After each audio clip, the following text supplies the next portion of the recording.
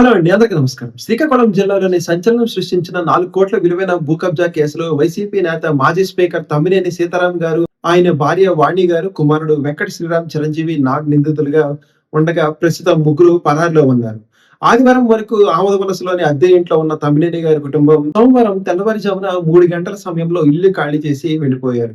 ఇంట్లో 2 సొంత కార్లు ఉన్నప్పటికీ బయట నుంచి ఒక ఇన్నోవా కారును రప్పించుకుని తమ మొబైల్ ఫోన్ కూడా ఇంట్లోనే వదిలి అందులోనే వెళ్ళిపోయారు. అరెస్ట్ తప్పదని భావించిన తమ్మినేని కుటుంబం పోలీసులు కళ్ళు కప్పి వెళ్లడం ఇప్పుడు హాట్ టాపిక్ గా మారింది. అసలు ఈ కేసులో ఏం జరిగిందంటే శ్రీకాకుళం రూరల్ పరిధిలో చాపురం గ్రామ పంచాయతీ బలగ ప్రాంతంలో సుమారు 900 గజాల స్థలం ప్రస్తుతం దాదాపు 3-4 కోట్లు విలువ చేస్తుంది. ఈ స్థలాన్ని 1988లో 1992లో సంవత్సరాల్లో కనకలింగేశ్వరరావు అనే వ్యక్తి చట్టబద్ధంగా కొనుగోలు చేసి ఉద్యోగరీత్యా ఆయన కుటుంబం హైదరాబాద్ లోని సెటిల్ అవ్వడంతో ఆ స్థలం చాలా కాలంగా ఖాళీగా ఉంది. ఆ ఖాళీ స్థలం పైనే నిందితులు కన్నుపడింది. అసలు భూమి విక్రయించిన అందవరపు గోవిందరాజు గారు బతికే ఉండగా ఆయన చనిపోయినట్లు నకిలీ మరణ ధృవీకరణ పత్రాన్ని క్రియేట్ చేసి వాస్తవానికి ఆయనకి 2 కుమారులు, 1 కుమార్తె ఉన్నప్పటికీ ఒడిశాకు చెందిన ఒక మహిళను ఏకైక వారసురాలిగా చూపిస్తూ తప్పుడు వారసత్వ పత్రాలు తయారు చేశారు. ఆ పత్రాల ఆధారంగా 2023లో తమ్మినేని గారి కుమారుడు చిరంజీవి నాగ్ పేరుతో ఆమోదవలసలో సబ్ రిజిస్టర్ కార్యాలయంలో భూమిని రిజిస్ట్రేషన్ చేయించినట్లుగా కేసు దర్యాప్తులో బయటపడింది.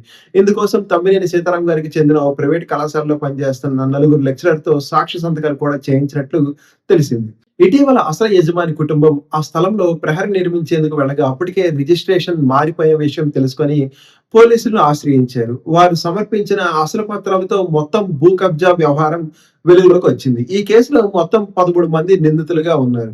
ఇప్పటికే 8 మందిని అరెస్ట్ చేసి రిమాండ్‌కు పంపించారు. నిందితుల నుంచి నకిలీ రబ్బర్ స్టాంపులు, మొబైల్ ఫోన్లు స్వాధీనం చేసుకున్నారు. ప్రాథమిక దర్యాప్తులో మాజీ స్పీకర్ తమ్మినేని సీతారాం గారు, ఆయన భార్య వాణి గారు మరియు కుమారుడు చిరంజీవి నాగ్ పాత్ర ఉన్నట్లుగా తేలింది. మాజీ హోంగార్డ్ త్రినాథ్ ప్రస్తుత హీరమండల సబ్ రిజిస్టర్ బోడేపల్లి అరుణ గారితో పాటు తమ్మినేని కుటుంబ సభ్యుల కోసం గాలింపు కొనసాగుతుంది. వీరిని త్వరలోనే అదుపులోకి తీసుకుంటామని అధికారులు చెప్తున్నారు. ఇదిలా ఉంటే మరో కీలక విషయం కూడా బయటకు వచ్చింది. మాజీ హోంగార్డ్ త్రినాథ్ గారు, తెలుగు సతీష్ కుమార్ గారు, సాలపల్లి లక్ష్మణరావు గారు డాక్యుమెంట్ రైటర్ కోన పెద్దరాజుతో కలిసి ముఠాగా ఏర్పడి ఇలాగే పదుల సంఖ్యలో నకిలీ డాక్యుమెంట్లు, దొంగ రిజిస్ట్రేషన్లు చేసినట్లు అనుమానాలు వ్యక్తమవుతున్నాయి. వైసీపీ ప్రభుత్వ హయాంలో మాజీ స్పీకర్ తమ్మినేని గారు కొనుగోలు చేసిన ఇతర భూముల్లో కూడా ఇలాంటి అక్రమాలు జరిగాయనే కోణంలో విచారణ ఇప్పుడు కొనసాగుతుంది. జిల్లా ఎస్పీ గారు ప్రభుత్వ రికార్డులను తారుమారు చేసి నకిలీ పత్రాలతో భూ కబ్జాలకు పాల్పడితే ఎంతటి వారైనా కఠిన చర్యలు తప్పవని హెచ్చరించారు. మొత్తానికి బతుకున్న వ్యక్తికి